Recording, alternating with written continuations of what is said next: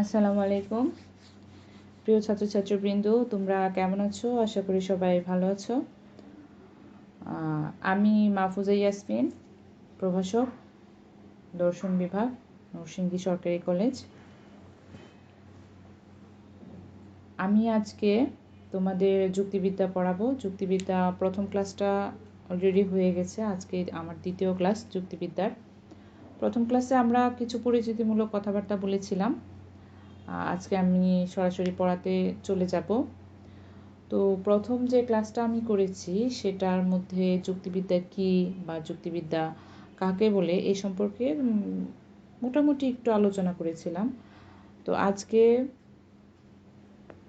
প্রথমে আলোচনা করব আমি যুক্তিবিদ্যার স্বরূপ সম্পর্কে। যুক্তিবিদ্যার সংজ্ঞা আমি গত ক্লাসে একটা সংজ্ঞা দিয়েছিলাম, তারপরেও এখানে আমি যুক্তিবিদ্যার স্বরূপ অর্থাৎ সংজ্ঞা থেকে আলোচনাটা শুরু করতে যাচ্ছি। তো যুক্তিবিদ্যার সংজ্ঞা, যুক্তিবিদ্যার সর্বজন স্বীকৃত কোনো সংজ্ঞা আসলে নেই, কারণ বিভিন্ন যুক্তিবিদ বিভিন্নভাবে যুক্তিবিদ্যার সংজ্ঞা দিয়েছেন। সমকালীন প্রায়োগিক মার্কিন দার্শনিক চার্লস পার্স উল্লেখ করেন যে যুক্তিবিদ্যার প্রায় 100-র মতো সংজ্ঞা দেওয়া হয়েছে। তাহলে বুঝো যে যুক্তিবিদ্যার কত সংজ্ঞা দেওয়া হয়েছে। আর এই সংজ্ঞাগুলা আসলে সবগুলা পূর্ণাঙ্গ নয়, কিছু সংজ্ঞা আংশিক গ্রহণযোগ্য, আবার কিছু সংজ্ঞা দেখা যায় যে সম্পূর্ণটাই ত্রুটিপূর্ণ।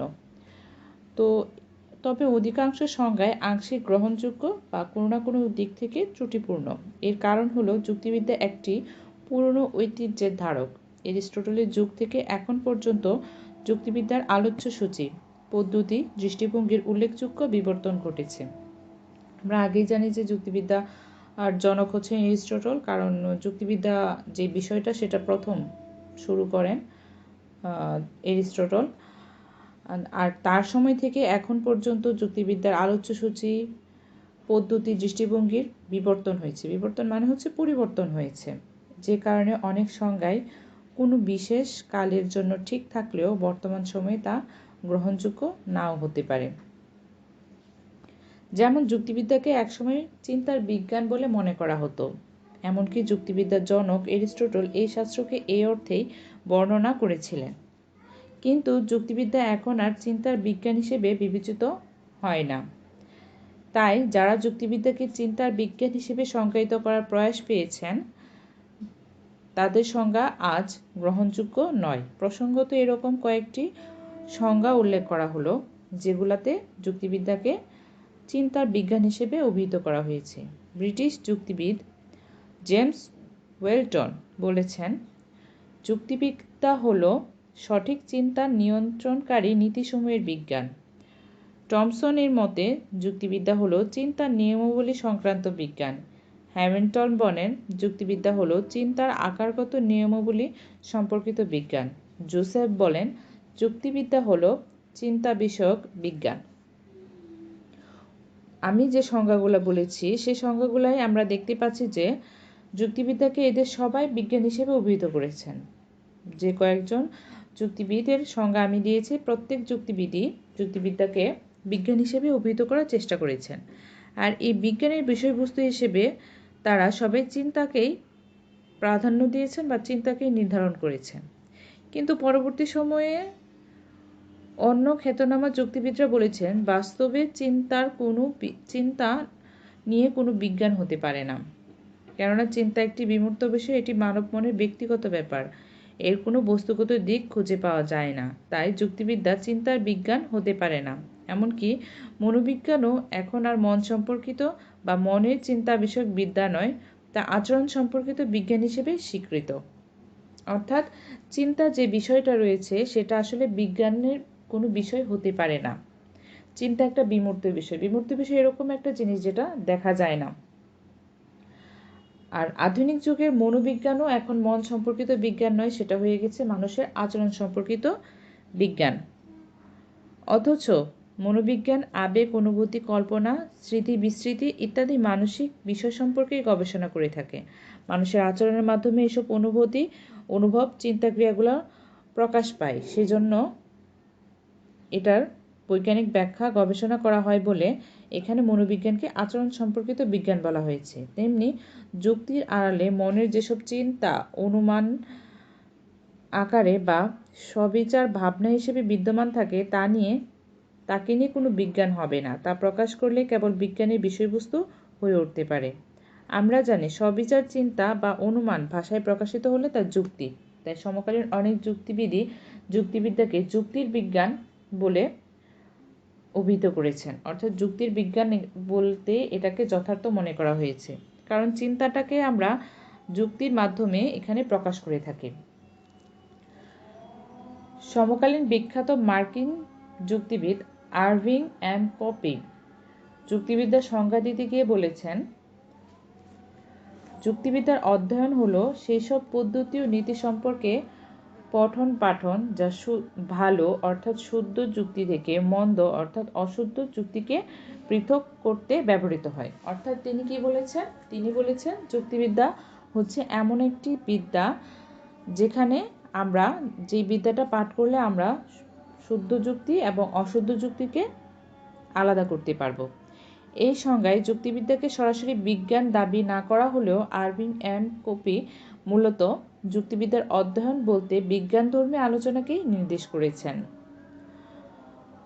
অবশ্য অন্য অনেকেই সরাসরিভাবে যুক্তিবিদ্যাকে একই সাথে বিজ্ঞান ও কলা বলেছেন। যেমন মার্কিন যুক্তিবিদ হোয়েটলি বলেন, যুক্তিবিদ্যা হলো যুক্তি পদ্ধতির ফলিত কলা এবং বিজ্ঞান। জোভেন্স বলেন, যুক্তিবিদ্যা হলো যুক্তি পদ্ধতির বিজ্ঞান। কপি এবং কোহেন প্রমুখ যুক্তিবিদ এই ধরনের সংজ্ঞাকে কিছুটা উন্নতর মনে করা হলেও তারা এগুলা মেনে নেননি। তারা দেখাতে চান মানুষ কিভাবে যুক্তি প্রকাশ করে বা কিভাবে যুক্তি ঘটিত হয় তা নিয়ে যুক্তিবিদ্যা আলোচনা করে না, কারণ এগুলো বিশেষ ধরনের মানসিক প্রক্রিয়া। কপি এবং কোহেন যুক্তি প্রক্রিয়া এক ধরনের চিন্তন প্রক্রিয়া, তাই এর বিজ্ঞানধর্মী আলোচনা সম্ভব নয়। তারা মনে করেন যুক্তিবিদ্যা মূলত ঘটিত বা প্রকাশিত যুক্তি নিয়ে আলোচনা করে থাকে। কপির ভাষায় প্রকৃত যুক্তি প্রক্রিয়া নিয়ে যুক্তিবিদরা উৎসাহ দেখান না, বরং ঘটিত বা প্রকাশিত পূর্ণাঙ্গ যুক্তি প্রক্রিয়ার যথার্থতা নিয়ে তারা আগ্রহী। অর্থাৎ প্রকৃত যুক্তি প্রক্রিয়া নিয়ে তারা উৎসাহ দেখান না, কিন্তু যেই যুক্তিটা প্রকাশিত হয়েছে বা ঘটিত হয়েছে সেটা যথার্থ কিনা অযথার্থ সেটা নিয়ে তারা আগ্রহী। জন স্টুয়ার্ট মিলের দেওয়া সংজ্ঞাটিকে অনেকে যুক্তিবিদ্যার যথার্থ সংজ্ঞা বলে মনে করে থাকেন। সংজ্ঞাটি হলো, যুক্তিবিদ্যা হচ্ছে এমন একটি বিজ্ঞান যা সাক্ষ্য প্রমাণের মাধ্যমে জ্ঞাত সত্য থেকে অজ্ঞাত সত্যে উপনীত হওয়ার জন্য প্রয়োজনীয় মনন ক্রিয়া এবং তার সহায়ক মানসিক ক্রিয়াসমূহ সম্পর্কে আলোচনা করে থাকেন। কিন্তু মিল এই সংজ্ঞায় যুক্তিবিদ্যাকে যুক্তি বিষয়ক বিজ্ঞান এবং কলা হিসেবে অভিহিত করলেও এখানে তিনি স্পষ্টতই যুক্তি প্রক্রিয়া এবং মানসিক প্রক্রিয়ার কথা বলেছেন, অর্থাৎ অনুমান বা মানসিক ক্রিয়ার কথা বলেছেন। কিন্তু অনুমান বা মানসিক ক্রিয়া কখনো বিজ্ঞান হতে পারে না, অর্থাৎ বিজ্ঞান হওয়া সম্ভব নয়। তাই আমরা মিলের সংজ্ঞাটিকেও গ্রহণ করতে পারি না। তাই আমরা বলতে পারি যুক্তিবিদ্যাকে বিজ্ঞান ও কলা উভয় হিসেবে চিহ্নিত করতে হলে আমাদের উচিত হবে একে মানসিক বিষয়ের পরিবর্তে প্রকাশিত বিষয়ের আলোচনা হিসেবে প্রতিষ্ঠিত করা। অর্থাৎ এটিকে আমরা মানসিক বিষয় না বলে প্রকাশিত অর্থাৎ যুক্তির ঘটন, যে যুক্তিটি ঘটিত হয়ে গেছে সেটির যথার্থতা আলোচনা করা। সমকালীন যুগে যুক্তিবিদ্যা মূলত এই দিক অনুসরণ করে এগোচ্ছে। আমরা আরভিং এম কপির সংজ্ঞার সঙ্গে মিল রেখে বলতে পারি, যুক্তিবিদ্যা হচ্ছে এমন একটি বিজ্ঞান যা বৈধ যুক্তি থেকে অবৈধ যুক্তির পার্থক্য করার নীতি ও পদ্ধতি শিক্ষা দেয় এবং বৈধ যুক্তির প্রকৃতি নির্ধারণ এবং তা প্রয়োগের কৌশল সম্পর্কেও নীতি নির্ধারণ করে। যুক্তিবিদ্যার এই স্বরূপ বা প্রকৃতি সম্পর্কে আলোচনা থেকে আমরা এর কতগুলো বৈশিষ্ট্যের সন্ধান পাই। এখন আমি যুক্তিবিদ্যার সংজ্ঞার বৈশিষ্ট্যগুলো আলোচনা করব। প্রথম বৈশিষ্ট্য হচ্ছে যুক্তিবিদ্যা যুক্তি সংক্রান্ত বিজ্ঞান, কেননা এর মূল কাজ হলো অবৈধ যুক্তি থেকে বৈধ যুক্তিকে পৃথক করা। একই সাথে অবৈধ যুক্তি থেকে বৈধ যুক্তিকে পৃথক করা সহায়ক প্রক্রিয়াগুলো নিয়েও যুক্তিবিদ্যা আলোচনা করে থাকে। যুক্তিবিদ্যা অনুমানের ভাষায় প্রকাশিত রূপের বৈধতা, অবৈধতা এবং এর সহায়ক প্রক্রিয়াগুলো নিয়ে আলোচনা করে। তাই যুক্তিবিদ্যা যুক্তি সংক্রান্ত বিজ্ঞান। যুক্তিবিদ্যা একটি আকারগত বিজ্ঞান, কারণ যে বিশিষ্ট নিয়মের মাধ্যমে আমাদের চিন্তা প্রক্রিয়া আবর্তিত হয় দর্শনে তাকেই বলে আকার। অর্থাৎ যে বিশিষ্ট নিয়মের মাধ্যমে যেসব নিয়মের মাধ্যমে আমাদের চিন্তাগুলা আবর্তিত হয় দর্শনে তাকে আকার বলা হয়। আর যুক্তিবিদ্যা চিন্তার এসব আকার নিয়ে আলোচনা করে বলে যুক্তিবিদ্যাকে আকারগত বিজ্ঞান বলা হয়ে থাকে। তবে কোনো কোনো যুক্তিবিদ মনে করেন যুক্তিবিদ্যার আলোচনার চিন্তার আকার ও উপাদান উভয়ই বর্তমান আছে। যুক্তিবিদ্যা 3 নাম্বার হচ্ছে যুক্তিবিদ্যা একটি আদর্শনিষ্ঠ বিজ্ঞান। আদর্শনিষ্ঠ বিজ্ঞান হলো সেই বিজ্ঞান যা কোনো আদর্শের ভিত্তিতে বিষয়বস্তুকে মূল্যায়ন করে থাকে। যুক্তিবিদ্যা যুক্তির বৈধতা অবৈধতা ইত্যাদি নিজস্ব নিয়ম বা পদ্ধতির ভিত্তিতে যাচাই করে, তাই এটি একটি আদর্শনিষ্ঠ বিজ্ঞান। 4 নাম্বার হচ্ছে যুক্তিবিদ্যা আকারগত ও বস্তুগত উভয় প্রকার সত্যতা প্রতিষ্ঠিত করতে চায়। কোনো কোনো ক্ষেত্রে যুক্তিবিদ্যা যুক্তির আকার বা নিয়মকে গুরুত্ব দেয়, আর কোনো কোনো ক্ষেত্রে বস্তুগত সত্যতা বিচার করা হয়। যেমন অবরোহ যুক্তিবিদ্যা। আর অবরোহ যুক্তিবিদ্যাতে যুক্তিবিদ্যার আকারগত সত্যতাকে গুরুত্ব দেওয়া হয়। আর কোনো কোনো ক্ষেত্রে যুক্তিবিদ্যার আকারগত ও বস্তুগত উভয় সত্যতা প্রতিষ্ঠিত করতে চায়। যেমন আরোহ যুক্তিবিদ্যা। বস্তুত এই যুক্তিবিদ্যার মাধ্যমে আকারগত ও বস্তুগত উভয় সত্যতা প্রতিষ্ঠা করা যায়। 5 নাম্বার যৌক্তিকভাবে বা বৈধভাবে চিন্তা করার জন্য যুক্তিবিদ্যা আমাদেরকে কতগুলো নিয়ম বা নীতিমালার যোগান দেয়। এসব নিয়মের মাধ্যমে আমরা বৈধ যুক্তির স্বরূপ উপলব্ধি এবং বৈধ ও অবৈধ যুক্তির পার্থক্য করতে পারি। 6 নাম্বার যুক্তিবিদ্যাকে একটি ব্যবহারিক বিজ্ঞান বলেও অভিহিত করা হয়, কেননা ব্যবহারিক দিক থেকে যুক্তিবিদ্যা এমন কতগুলো নিয়মকানুনের নির্দেশ দেয় যার মাধ্যমে আমরা অবৈধ যুক্তিকে পরিহার করে বৈধ যুক্তিকে গ্রহণ করতে পারি। 7 নাম্বার যুক্তিবিদ্যা হচ্ছে কলা এবং বিজ্ঞান উভয়ই। কলা হিসেবে যুক্তিবিদ্যা বাস্তব ক্ষেত্রে তা প্রয়োগ করার নিয়মকানুন শিক্ষা দেয়, অর্থাৎ যুক্তিবিদ্যার মাধ্যমে আমরা যুক্তি পদ্ধতির বিভিন্ন নিয়মাবলীর বাস্তব ক্ষেত্রে প্রয়োগ করা কলাকৌশল শিখতে পারি। আবার যুক্তিবিদ্যা নির্ভুল চিন্তন প্রক্রিয়ার নিয়মাবলী সম্পর্কেও নির্দেশনা দেয়, আর এই নিয়মাবলী আমরা সত্য অনুসন্ধানের কাজে ব্যবহার করে থাকি। তাই যুক্তিবিদ্যা একই সাথে বিজ্ঞান এবং কলা উভয়ই। এই আলোচনার মাধ্যমে আমরা যুক্তিবিদ্যা কি, যুক্তিবিদ্যা কাকে বলে, যুক্তিবিদ্যার স্বরূপ এবং যুক্তিবিদ্যার কিছু বৈশিষ্ট্য সম্পর্কে জানতে পারলাম। এখন আমরা আসি যুক্তিবিদ্যার আগে যে জিনিসটা বলা হচ্ছিল যে যুক্তিবিদ্যা কলা এবং বিজ্ঞান উভয়ই, সেই সম্পর্কিত একটা আলোচনাতে। এখন যুক্তিবিদ্যা কেউ কেউ বলেছেন যে যুক্তিবিদ্যা হচ্ছে বিজ্ঞান, আবার কেউ কেউ বলেছেন যুক্তিবিদ্যা হচ্ছে কলা, আবার অনেকেই বলেছেন যুক্তিবিদ্যা হচ্ছে কলা এবং বিজ্ঞান উভয়ই। যুক্তিবিদ্যার প্রকৃতির ব্যাখ্যায় এই প্রশ্নটি একটি বিতর্কের সৃষ্টি করে, অর্থাৎ যুক্তিবিদ্যা কি কলা না বিজ্ঞান নাকি উভয়ই, এই প্রশ্নটা একটা বিতর্কের সৃষ্টি করেছে। যুক্তিবিদ্যার প্রকৃতি নিয়ে যুক্তিবিদরা বিভিন্ন রকম মত দিয়েছেন। পোর্ট রয়্যাল যুক্তিবিদ অলড্রিচ যুক্তিবিদ্যাকে কলা হিসেবে অভিহিত করেছেন। জোসেফ ম্যানসেল, টমসন, হ্যামিল্টন এইসব যুক্তিবিদেরা যুক্তিবিদ্যাকে বিজ্ঞান হিসেবে অভিহিত করেছেন। আবার মিল, হোয়েটলির মতো যুক্তিবিদরা যুক্তিবিদ্যাকে বিজ্ঞান এবং কলা উভয় হিসেবে অভিহিত করেছেন। যুক্তিবিদ্যা কি বিজ্ঞান নাকি কলা নাকি উভয়ই, প্রশ্নের জবাব দেওয়ার আগে বিজ্ঞান ও কলা সম্পর্কে একটু আলোচনা করে নেওয়া যাক। প্রথমে আসি বিজ্ঞান সম্পর্কে আলোচনাতে। বিজ্ঞান বস্তুগত বা আকারগত গবেষণাযোগ্য কোনো সুনির্দিষ্ট বিষয়বস্তু সম্পর্কে সুশৃঙ্খল ও সুসংবদ্ধ জ্ঞান অর্জনকে বিজ্ঞান বলে। অর্থাৎ বস্তুগত কোনো বিষয় সম্পর্কে সুশৃঙ্খল বা সুসংবদ্ধ আলোচনা করে তার সম্পর্কে জ্ঞান অর্জন করাই হচ্ছে বিজ্ঞান। বিজ্ঞানের কিছু বৈশিষ্ট্য আছে, সেগুলো হচ্ছে কোনো বিশেষ বা নির্দিষ্ট বিষয়বস্তু থাকবে আলোচনার জন্য।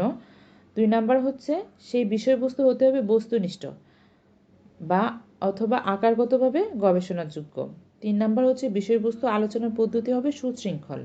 4 নাম্বার হচ্ছে আলোচনার ফল হবে সুসংবদ্ধ, এলোমেলো হবে না, সুসংবদ্ধ হবে। 5 নাম্বার হচ্ছে সুসংবদ্ধ ফলাফলের ভিত্তিতে বিজ্ঞান কিছু সাধারণ নিয়ম বা নীতি নির্ধারণ করে। অর্থাৎ সুসংবদ্ধ এই ফলাফল মাধ্যমে বিজ্ঞান একটি সার্বজনীন সত্য প্রতিষ্ঠা করে। এখন আসি বিজ্ঞান হিসেবে যুক্তিবিদ্যা কি। বিজ্ঞানের যে সকল বৈশিষ্ট্য সম্পর্কে আমরা আলোচনা করেছি সেগুলো কি যুক্তিবিদ্যায় বিদ্যমান রয়েছে কিনা সেটা এখন আমরা আলোচনা করব। প্রথমত, যুক্তিবিদ্যায় একটি নির্দিষ্ট বিষয়বস্তু আছে, তবে এই বিষয়বস্তু বলতে আমরা গঠিত যুক্তির বৈধতা অবৈধতাকে নির্ণয় করাকে বুঝি, চিন্তা বা অনুমানকে নয়। দ্বিতীয়ত, বিজ্ঞানের মতো বস্তুনিষ্ঠভাবে আলোচনা না করতে পারলেও যুক্তিবিদ্যা আকারগতভাবে তার বিষয়বস্তুকে যথার্থভাবে আলোচনা করতে পারে। সেক্ষেত্রে গণিতের সাথে যুক্তিবিদ্যার তুলনা চলে। আধুনিক ও সমকালীন যুক্তিবিদদের অনেকে, বিশেষ করে প্রতীকী যুক্তিবিদগণ, এই অর্থে যুক্তিবিদ্যাকে একটি যথার্থ আকারগত বিজ্ঞান বলেছেন। তৃতীয়ত, বিজ্ঞানের মতো যুক্তিবিদ্যার আলোচ্য বিষয়ও সুশৃঙ্খল। যুক্তিবিদ্যা তার আলোচনা বিষয়বস্তুকে শৃঙ্খলাবদ্ধভাবে আলোচনা করতেই পছন্দ করে। চতুর্থত, বিজ্ঞানের মতো যুক্তিবিদ্যাও তার বিষয়বস্তু সুসংবদ্ধভাবে আলোচনা করে থাকে। এই প্রসঙ্গে যুক্তিবিদ জোসেফ বলেছেন, যুক্তিবিদ্যা হলো একটি বিজ্ঞান যা এমন কতগুলো সাধারণ নীতিমালা নিয়ে আলোচনা করে যাদের সাহায্য নিয়ে আমরা যে কোনো ধরনের বিষয় বা বস্তু সম্পর্কে চিন্তা করতে পারি। পঞ্চমত, বিজ্ঞান যেমন সাধারণ নীতি প্রণয়নের চেষ্টা করে এবং বিশেষ বিশেষ ক্ষেত্রে সুনির্দিষ্ট সূত্র প্রবর্তন করে, যুক্তিবিদ্যাও তেমনি বৈধ যুক্তিকে অবৈধ যুক্তি থেকে পৃথককরণের জন্য কিছু নিয়ম নির্ধারণ করে থাকে। তাই এসব বিবেচনায় যুক্তিবিদ্যাকে যথার্থই একটি বিজ্ঞান বলা চলে। এই প্রসঙ্গে হ্যামিল্টন, ম্যানসেল, টমসন প্রমুখ যুক্তিবিদগণ মনে করেন যুক্তিবিদ্যা শুধুমাত্র বিজ্ঞান। তাদের মতে যুক্তিবিদ্যার কাজ হলো যথার্থ যুক্তি পদ্ধতির নিয়ম কানুন সম্বন্ধে জ্ঞান দান করা, অন্য কোনো কিছু নয়।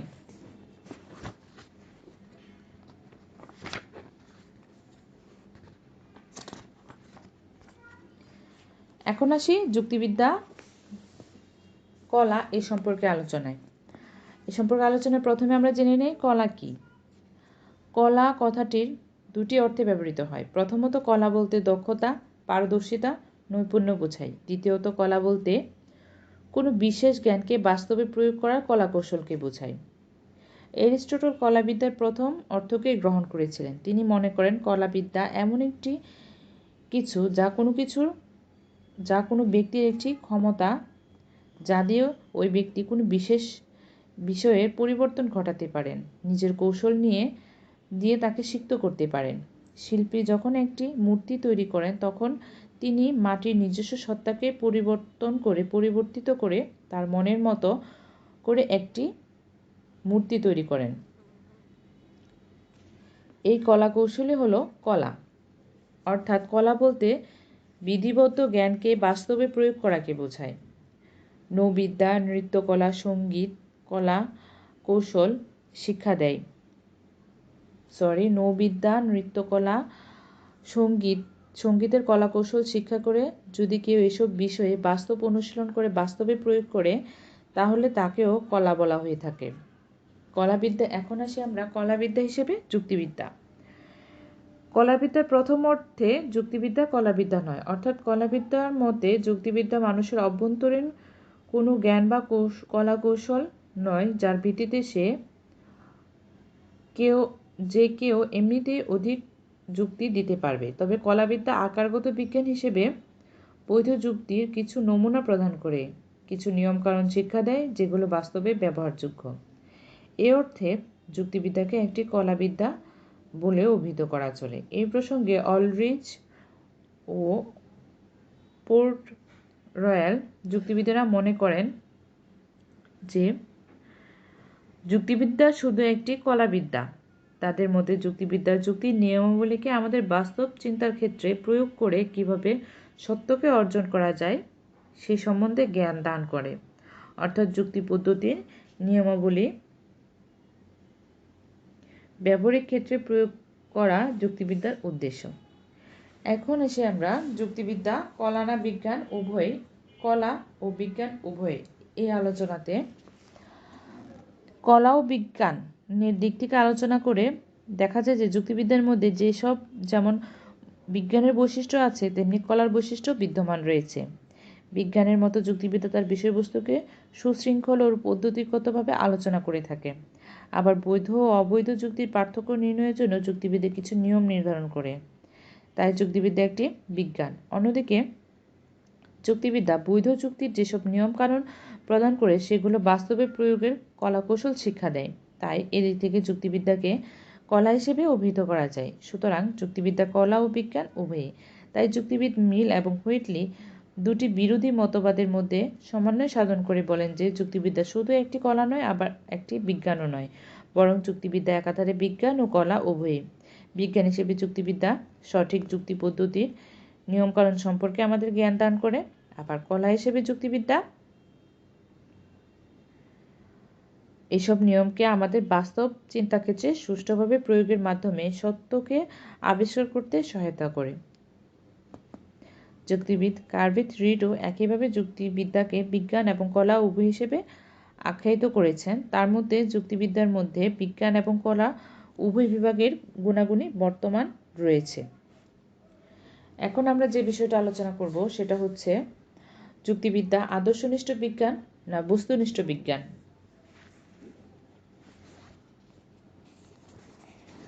বিজ্ঞানকে বিভিন্নভাবে ভাগ করা যায়। বিষয়বস্তুর দিক থেকে বিজ্ঞানকে দুই ভাগে ভাগ করা যায়। একটি হলো বস্তুনিষ্ঠ বিজ্ঞান এবং আরেকটি হলো আকারগত বিজ্ঞান। বস্তুনিষ্ঠ বিজ্ঞান কোনো বিষয়ের বাস্তব প্রকৃতি নিয়ে আলোচনা করে, যেমন পদার্থবিজ্ঞান, উদ্ভিদ বিজ্ঞান। অন্যদিকে বিশুদ্ধ গণিত শাস্ত্রের মতো বিজ্ঞানকে আকারগত বিজ্ঞান বলে। বিষয়বস্তু আলোচনার পদ্ধতির দিক থেকে বিজ্ঞান আবার দুই প্রকার: বিষয়নিষ্ঠ বিজ্ঞান এবং আদর্শনিষ্ঠ বিজ্ঞান। বস্তু বা বিষয় স্বরূপের নিছক বর্ণনা করা যে বিজ্ঞানের কাজ তাকে বিষয়নিষ্ঠ বিজ্ঞান বলে, যেমন এই বিজ্ঞান বর্ণনাধর্মী, যেমন সমাজবিজ্ঞান। অন্যদিকে কোনো আদর্শের দিক লক্ষ্য রেখে বিষয়বস্তুর মান নির্ধারণ যে বিজ্ঞানের কাজ তাকে বলে আদর্শনিষ্ঠ বিজ্ঞান। এই বিজ্ঞান হচ্ছে মূল্যায়নধর্মী, যেমন নীতিবিদ্যা। যুক্তিবিদ্যা আকারগত বিজ্ঞান।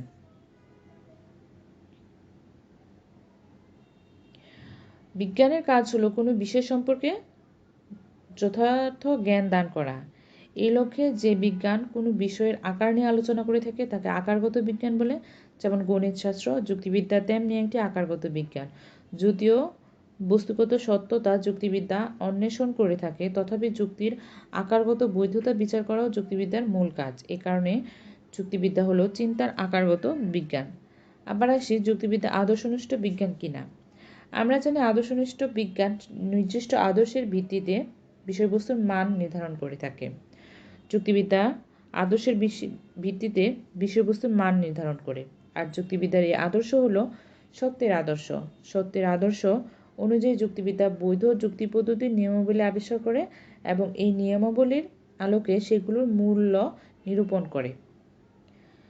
এ কারণে মানুষ কিভাবে চিন্তা করে বা অনুমান করে তা যুক্তিবিদ্যার কাজ নয়, বরং কোন কোন নিয়ম অনুসরণ করলে ভুল বা মিথ্যা বর্জন করে সত্যকে গ্রহণ করা যায় তাই যুক্তিবিদ্যার কাজ। সুতরাং যুক্তিবিদ্যা যেহেতু আদর্শের ভিত্তিতে বিষয়বস্তুর মূল্যায়ন করে, তাই এটি একটি আদর্শনিষ্ঠ বিজ্ঞান, বস্তুনিষ্ঠ বিজ্ঞান নয়। কেননা যুক্তিবিদ্যা বস্তুর স্বরূপের বর্ণনা করে না। পরিশেষে আমরা বলতে পারি যুক্তিবিদ্যা বিষয়নিষ্ঠ বা বস্তুনিষ্ঠ বিজ্ঞান নয়, বরং যুক্তিবিদ্যা একটি আকারগত বিজ্ঞান এবং সেই বিজ্ঞানের নীতিমালার ভিত্তিতে বাস্তব অনুশীলনযোগ্য এক ধরনের আদর্শনিষ্ঠ বিজ্ঞান।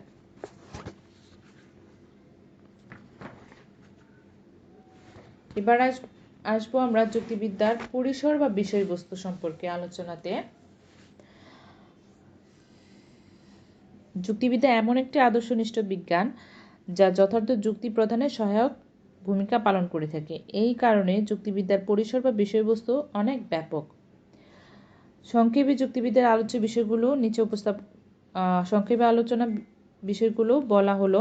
সেগুলো হচ্ছে: প্রথমত, যুক্তি বিষয়ক বিজ্ঞান হিসেবে যুক্তি হলো যুক্তিবিদ্যার মূল আলোচ্য বিষয়, অর্থাৎ যুক্তির বৈধতা বা অবৈধতা যাচাই করাই যুক্তিবিদ্যার মূল কাজ। আবার 2 নাম্বার হচ্ছে যুক্তি নিয়ে আলোচনা করতে হলে যুক্তির প্রকৃতি ও তার উপাদান নিয়ে আলোচনা করা আবশ্যক। যুক্তিবিদ্যাতে যুক্তির উপাদান হিসেবে অনুমান, অবধারণ, যুক্তিবাক্য, আশ্রয়বাক্য, সিদ্ধান্ত এসবের প্রকৃতি নিয়ে আলোচনা করা হয়ে থাকে। যুক্তিবিদ্যা হলো অনুমানের ভাষাগত প্রকাশ। আর অনুমান প্রধানত 2 ধরনের, অবরোহ ও আরোহ অনুমান। যুক্তিবিদ্যায় উভয় ধরনের অনুমান নিয়ে আলোচনা করা হয়ে থাকে। 4 নাম্বার হচ্ছে যুক্তি বাক্য দিয়ে যুক্তি গঠিত হয়, কিন্তু যুক্তি বাক্যের মূল উপাদান হলো পদ। যুক্তিবিদ্যা তাই পদ নিয়ে বিস্তারিত আলোচনা করে থাকে।